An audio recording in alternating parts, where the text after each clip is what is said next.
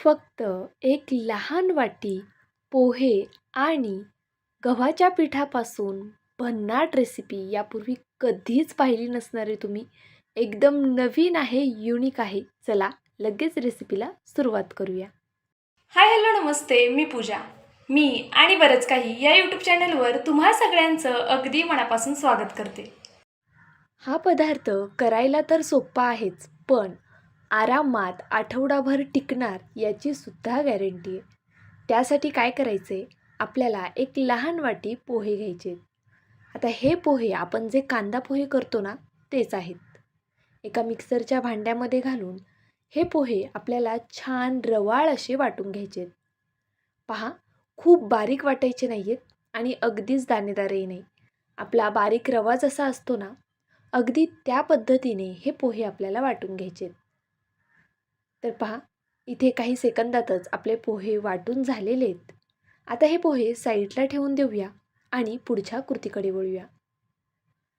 आपण ज्या वाटीने पोहे मोजून घेतले होते ना, त्याच वाटीने इथे 1 वाटी मी बेसनाचं पीठ घेतलंय. म्हणजेच आपली जी हरभरा डाळ आहे ना, त्या डाळीचं पीठ. तर 1 वाटी बेसन पीठ घेतलं. आता यामध्ये गरजेनुसार आपल्याला पाणी ॲड करायचं आहे. गरजेनुसार म्हणजे मापून मोजून. तर पहा, आपण 1 वाटी बेसन पीठ घेतलं आहे. इथे आपल्याला 2 वाटी पाण्याचा वापर करायचा आहे. 1 वाटी बेसन पीठ आहे आणि 1 वाटी पोहे आहेत. या 2 जिन्नसांसाठी आपल्याला बरोबर 2 वाट्या पाणी इथे वापरायचं आहे. या संपूर्ण रेसिपीमध्ये तुम्हाला मेजरमेंट फक्त या 3 गोष्टींचं ठेवायचे. आपल्याला पोहे आणि बेसन पीठ समप्रमाणात घ्यायचे आणि जितके तुम्ही पोहे घेतलेत त्याच्या डबल पाणी वापरायचे. आता तुम्ही जर जास्त क्वांटिटीत करायचं असेल तर मोठ्या वाटीने घ्या, कमी क्वांटिटीत करायचं असेल तर लहान वाटीने घ्या, पण शक्यतो एका वाटीचं प्रमाण ठेवा. तर पहा, इथे मी संपूर्ण गाठी अशा पद्धतीने फोडून घेतल्या. आता आपण पुन्हा राहिलेली जी 1 वाटी आहे पाण्याची, ती यामध्ये घालून घेऊ. म्हणजे आपलं 2 वाट्या पाणी बरोबर झालं. पुन्हा मी एकदा हे सर्व छान असं एकजीव करून घेतलं. त्यानंतरनं आपण जे वाटून ठेवलेले पोहे होते ना, ते यामध्ये घालून घ्यायचे. आता तुम्हाला हे बॅटर खूप पातळ वाटत असेल, पण नंतर अगदीच दाटसर हे बॅटर होऊन जातं. तर पहा, यामध्ये चवीनुसार मीठ घालायचं, सोबतच थोडीशी हळद घालायची म्हणजे रंग छान येईल आपल्या पदार्थाला. पहा, लगेचच हे दाटसर बनायला सुरुवात झाली आहे. अशा पद्धतीने मी हे मिक्स करून घेतलं.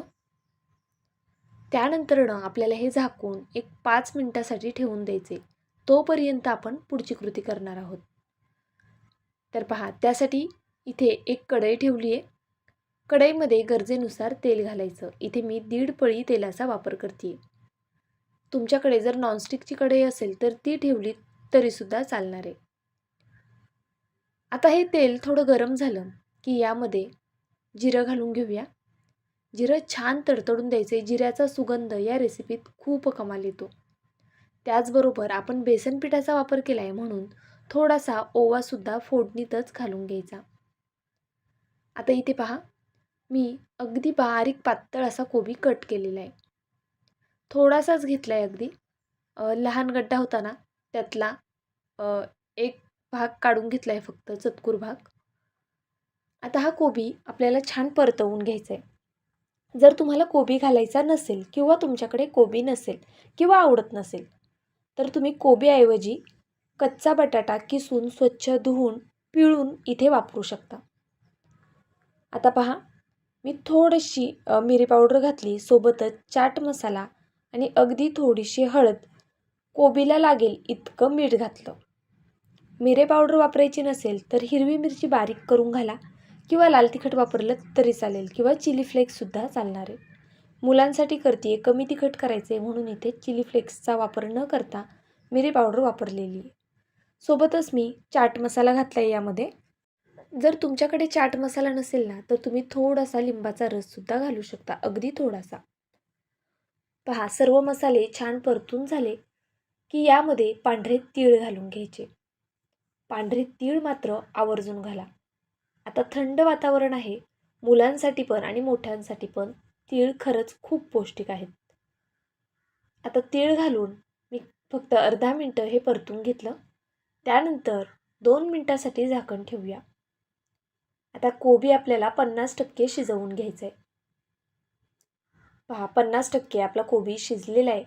1-2 मिनटं झाकण ठेवलं की कोबी आरामात पटकन शिजला जातो. पातळ चिरलेला आहे ना, त्यामुळे जास्त वेळ लागत नाही. आता आपण जे बॅटर तयार करून ठेवलं होतं ना, ते बॅटर यामध्ये घालून घ्यायचे. पहा पोहे असल्यामुळे हे बॅटर किती घट्ट झालेले आहे. आता हे संपूर्ण बॅटर मी अशा पद्धतीने कढईत घालून घेतलं. यामध्ये आपण आधीच मीठ आणि काही मसाले ॲड केलेले आहेत, त्यामुळे आत्ता एक्स्ट्राचे मसाले ॲड करायची गरज नाही आहे. पण तरीही तुम्हाला जर कोणता मसाला घालायचा असेल, जसं की पावभाजी मसाला असेल किंवा मग पनीरचा मसाला असेल किंवा इतरही कोणते मसाले असतील की ज्याचा फ्लेवर एक ठरलेला असताना की हा फ्लेवर मला खूप जास्त आवडतो, हा मसाला मला खूप आवडतो, तर तसा तुमचा स्पेशल मसालासुद्धा तुम्ही यामध्ये घालू शकता. आता आपल्याला ही पिठं छान शिजवून घ्यायची आहेत. यामध्ये बेसन पीठ आहे, त्यामुळे छान शिजवून घ्या, म्हणजे मुलांना बाधणारही नाही. तर पहा झाकण ठेवून इथे मी 1-2-3 मिनटं छान अशी वाफ काढून घेतली. आता आपण एकदा हे हलवून घेऊया. कमीत कमी 3 मिनटं तरी तुम्हाला ह्याची वाफ काढून घ्यायची आहे. हे व्यवस्थित असं मी एकजीव करून घेते, छान मिक्स करून घेते. पहा आपला हा पिठाचा गोळा बऱ्यापैकी शिजत आला आहे. आता याला बाइंडिंग यावं म्हणून इथे मी गव्हाच्या पिठाचा वापर करणार आहे. 2 चमचे गव्हाचं पीठ घातलं. आपण ज्या चमच्याने पोहे खातो ना, त्या चमच्याने मोजून इथे 2 चमचे गव्हाचं पीठ घेतलेलं आहे. आता गव्हाचं पीठ तुम्ही कमी जास्त करू शकता. आपण जे कढईमध्ये टाकलेलं पीठ आहे ते जास्त चिकट असेल तर तुम्हाला गव्हाचं पीठ जास्त लागेल, किंवा ते कमी चिकट असेल तर यापेक्षा कमीसुद्धा तुम्हाला गव्हाचं पीठ लागू शकतं. तर पहा इथे हे गव्हाचं पीठ आपण कमीत कमी 2-3 मिनटं झाकण न ठेवता शिजवून घेतलं, मध्ये मध्ये हलवून. त्यानंतरने यामध्ये भरपूर अशी कट केलेली कोथिंबीर घातली. आता इथे तुम्ही कोथिंबीरीऐवजी पालकसुद्धा छान स्वच्छ धुवून अगदी बारीक कट करून वापरू शकता. आता हे बॅटर आपण एका प्लेटमध्ये काढून घेऊया. शक्यतो हे बॅटर काढायला प्लेट घेताना स्टीलची घ्या. तर पहा इथे मी या प्लेटला खाली तेल लावून घेतलं होतं. आता हे गरम गरम बॅटर आपण या प्लेटमध्ये काढून घेऊया आणि बॅटर थोडं गरम असतानाच आपल्याला हे मळून घ्यायचे. आता पहा तुम्ही म्हणाल की आठवडाभर टिकेल असा हा पदार्थ आहे, मग नेमका कसा टिकणार? तर पुढे सांगते मी तुम्हाला. त्यासाठी आधी बघा, आता मी हाताला थोडंसं तेल लावून घेते आणि हे पीठ छान असं एकसारखं मळून घेते. तेल लावल्यामुळे कसं हे एकसारखं मळता येईल आणि छान पीठ मळून तयार होईल. पाहू शकता तुम्ही किती मस्त गोळा तयार झालेला आहे याचा. ज्यावेळेस तुम्ही हे एखाद्याला खायला द्याल ना, कोणी म्हणणारही नाही की यामध्ये पोह्यांचा सुद्धा वापर केलेला आहे. अतिशय वेगळी युनिक रेसिपी आहे. यापूर्वी कधीच कुठे पाहिली नसणार आहे आणि कधी केलीही नसणार आहे. या व्हिडिओचा शेवट जे व्यक्ती पाहिल ना, ते सगळेच आजच ही रेसिपी करायला घेतील, याची मी 100% गॅरंटी देते. तर पहा इथे आपण एकसारखा हा गोळा असा मळून घेतल्यानंतरनं प्लेटमध्ये थापून घ्यायचा आहे. अगदी अशा पद्धतीने हा गोळा थापताना व्यवस्थित एकसारखा सगळीकडनं थापून घ्या, म्हणजे कसं आपण जो पदार्थ करणार तो सुद्धा छान एकसारखाच तयार होईल. आता हे पीठ बऱ्यापैकी कोमट होत आले, त्यामुळे जास्त काही हाताला भाजत वगैरे नाही, पण थोडं गरम असतानाच आपल्याला हे असं थापून घ्यायचे. आता हे जरा वेळ साईडला ठेवूया आणि पुढची कृती तयार करून घेऊया. तर पहा आपण एक स्लरी तयार करतोय. त्यासाठी इथे तीळ घ्यायचे आहेत पुन्हा, म्हणजे ते वरतून छान दिसतात आणि खायला सुद्धा छान लागतात. सोबतच अगदी थोडासा ओवा घातला. हा दाताखाली आला ना की छान लागतो, त्यामुळे आवर्जून घाला. त्यानंतर थोडं जिरंसुद्धा इथे मी घालून घेतलं आणि भरपूर अशी कट केलेली कोथिंबीर. पुन्हा इथे सुद्धा सेम तुम्ही पालकचा वापर करू शकता. कोबीऐवजी तुम्ही बटाटा किसून घाला किंवा इतर कोणत्या भाज्या तुम्हाला आवडत असतील त्या तुम्ही नक्कीच इथे वापरू शकता. पहा, 1 चमचे गव्हाचं पीठ घेतलं, सोबतच 1 चमचाभर मी इथे कॉर्नफ्लॉवर घेतलेलं आहे. गव्हाच्या पिठाऐवजी तुम्ही थोडं बेसन पीठ घेतलं तरी चालेल आणि कॉर्नफ्लॉवरऐवजी तांदळाचं पीठ वापरलं तरीसुद्धा चालणार आहे. सोबतच मी थोडंसं चवीनुसार मीठ घालून घेतलं. आता आपल्याला ही स्लरी छान अशी एकजीव करून घ्यायची आहे. याच्या अजिबातच गाठी झाल्या नाही पाहिजे आणि शक्यतो गाठी होतही नाही. थोडं थोडं करून पाणी घालायचं आणि छान अशी स्लरी तयार करायची. पाणी एकदम घालू नका. आपल्याला ही स्लरी खूप घट्ट नको आहे आणि खूप पातळही नको आहे. त्यामुळे अगदी थोडं थोडं करत अशा पद्धतीने पाणी ॲड करायचे. आता याला अजून थोडी चव यावी त्यासाठी आपण यामध्ये थोडीशी मिरे पावडर वापरणार आहोत. आता मिरे पावडरऐवजी तुम्ही इथे थोडासा लाल तिखट किंवा तुम्हाला आवडेल तो मसाला घालू शकता. सोबतच मी इथे चिली फ्लेक्सचा सुद्धा वापर केलेला आहे. आपण ही स्लरी वरतून वापरणार म्हणून मग ती दिसायला छान दिसेल म्हणून इथे थोडंसं चिली फ्लेक्स घातलेलं आहे. तुम्ही स्किप केलं तरी चालणार आहे. पहा, परफेक्ट अशी आपली ही स्लरी बनवून तयार झाली. आता ही स्लरी साईडला करूया आणि आपण जे बॅटर थापून ठेवलं होतं ते पाहूया. याच्या आपल्याला वड्या करून घ्यायच्या आहेत. पहा, बॅटर छान थंड झाले. आता मी वड्या कट करून घेते. हे बॅटर बऱ्याचदा सुरीला चिकटलं जातं. त्यावेळी तुम्ही याला पाणी लावून पुन्हा अशा पद्धतीने वड्या कट करून घेऊ शकता. पाणी लावल्यामुळे कसं पटकन हे पीठ सुरीला चिकटणार नाही. पाण्याऐवजी तेल लावलं तरीसुद्धा चालेल. याच्या आपण अशा पद्धतीने चौकोनी फोडींमध्ये वड्या कट करून घेणार आहोत. पहा, या तयार झालेल्या वड्या आहेत ना, तुम्ही आठवडाभर आरामात स्टोअर करून फ्रीजमध्ये ठेवू शकता. फ्रीजमध्ये आठवडाभर हा पदार्थ आरामात टिकतो. तर अशा पद्धतीने मी इथे वड्या कट करून घेतल्या. पाहू शकता. आता इथे मी तुम्हाला काही वड्या काढून दाखवते. पहा, वडी ही काढून घेतली ना की आपल्याला हाताने याला थोडासा व्यवस्थित असा आकार देऊन घ्यायचा आहे. म्हणजे वडी दिसायला सुद्धा छान दिसते.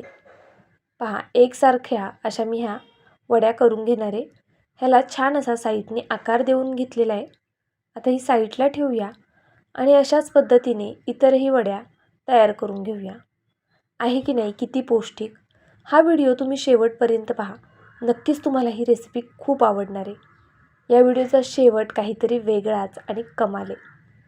तर पहा, अशा पद्धतीने इथे मी एक एक करून संपूर्ण वड्या प्लेटमध्ये काढून घेते. संपूर्ण म्हणजे आत्ता मला जितक्या तळायच्या आहेत तितक्याच वड्या इथे मी तयार करून घेणार आहे. बाकी अशीच प्लेट मी फ्रीजमध्ये ठेवून देणार आहे. तुम्ही हवं तर एखाद्या डब्यामध्ये काढून ठेवू शकता. आता मला हे आठवड्याभरासाठी स्टोअर करायचं नव्हतं. मी संध्याकाळी राहिलेल्या वड्या लगेचच करून घेणार आहे.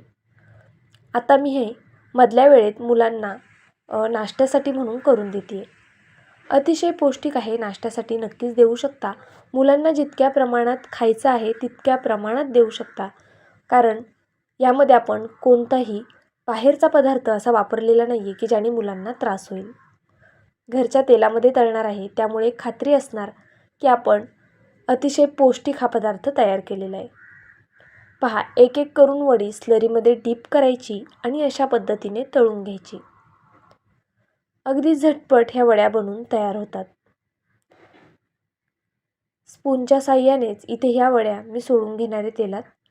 म्हणजे आपल्या हातावरती तेल उडण्याची सुद्धा भीती राहत नाही आणि या वड्यांचं जे कोटिंग आहे ते सुद्धा निघून येत नाही. मीडियम टू हाय फ्लेमवर आपल्याला ह्या वड्या तळून घ्यायच्या आहेत. लो फ्लेमवर तळू नका, नाहीतर मग वड्या तेल खूप जास्त पितील. तर पहा, छान गोल्डन सोनेरी रंग येईपर्यंत मी या वड्या तळून घेणार आहे. आता हा जो चुरा आहे ना साईडला राहिलेला, हा सुद्धा खायला खूप छान लागतो. जर तुमची स्लरी राहिलीच तर त्याचा नक्कीच असा चुरा करून पहा. खूप कमाल लागतो. आपण सुरुवातीला जेव्हा ह्या वड्या सोडतो ना तेलात तेव्हा त्या थोड्याशा एकमेकांना चिटकल्या जातात. पण त्या जसजशा तळल्या जातात तशा त्या आपोआपच सेपरेट होतात. तर पहा, मस्त असा रंग आलेला आहे आपल्या या वड्यांना. छान असा गोल्डन सोनेरी रंग येईपर्यंतच ह्या वड्या तळून घ्यायच्या आहेत. तरच त्या छान कुरकुरीत आणि खुसखुशीत होणार आहेत. तर पहा, इथे मस्त अशा वड्या तळून झाल्या. आता आपण ह्या एका प्लेटमध्ये काढून घेऊया. वड्या गरम आहेत त्यामुळे मी इथे स्टीलच्या प्लेटचा वापर करते. तर पहा, छान तेल निथळून, अगदी व्यवस्थित तेल निथळून घ्यायचं आणि ह्या वड्या काढून घ्यायच्या. जर तुमच्याकडे ह्या वड्या आधीच फ्रीजमध्ये करून ठेवलेल्या असतील तर पाहुणे आल्यावर अगदी 2 मिनिटात चहासोबत तुम्ही या वड्या करून देऊ शकता.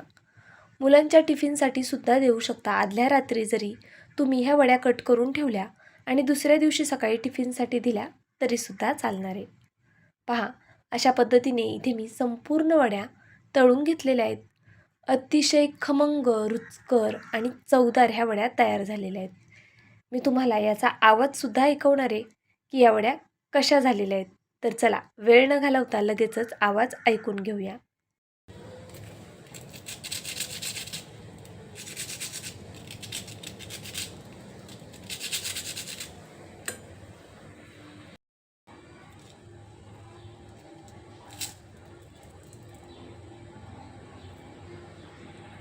पटली ना खात्री? किती कुरकुरीत, खुसखुशीत आणि खमंग ह्या वड्या तयार झालेल्या आहेत. अतिशय पौष्टिकसुद्धा. रेसिपी आवडली असेल तर नक्कीच व्हिडिओला एक लाईक करा. नवीन असाल, सबस्क्राईब केलं नसेल तर सबस्क्राईबसुद्धा करून घ्या. म्हणजे माझ्या अशा छान छान रेसिपीज तुमच्यापर्यंत सगळ्यात आधी पोहोचतील. त्याचबरोबर तुम्ही हा व्हिडिओ कुठून पाहताय ते सुद्धा कमेंट करून कळवा. ही रेसिपी करणार की नाही, कधी करणार ते सुद्धा कळवा. आणि केल्यानंतर आवर्जून कमेंट करा की ताई रेसिपी केली आणि घरातल्यांना आवडली की नाही आवडली. आता हा पदार्थ मी केचपसोबत दिलेला आहे, पण तुम्ही कोणत्याही प्रकारच्या चटणीसोबत किंवा चहासोबत किंवा असाच खाल्लात तरी चालेल. माझा व्हिडिओ तुम्ही संपूर्ण पाहिला त्याबद्दल खरंच खूप मनापासून धन्यवाद. उद्या असाच एक छानसा व्हिडिओ घेऊन मी पुन्हा हजर राहीन. तोपर्यंत bye. Thank you so much for watching.